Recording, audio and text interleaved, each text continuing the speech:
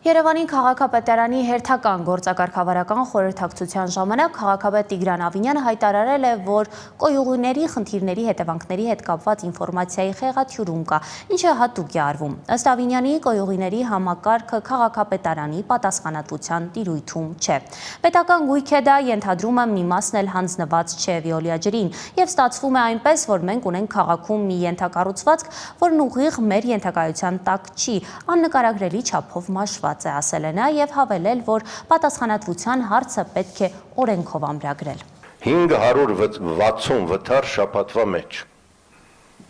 Այսօրվա տեղեկանքն է 400-ը կոյուղի։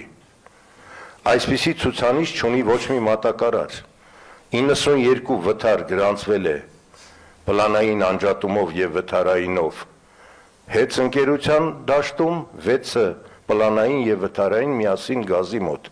Վիոլան միայն 560։ Այս վիճակագրությունը երբեմն ավելի է բարձրանում, սա վկայում է կոյուղատար համակարգի ցանցի քայքայվածության մասին։ Մենք ունենք հիմա սրված խնդիր, պարոն քաղաքապետ, ձեզ պիտի ամբողջը ճշմարտությամբ ես ներկայացնեմ, բազմաբնակարան շենքերի բակային տարածքներում, բազմաբնակարան շենքերի նկողներ լցվող կոյուղաջրերի վերաբերյալ շատ մեծացել է վթարների թիվը։ Քաղաքապետարանը լուծում է ոչ իր խնդիրը։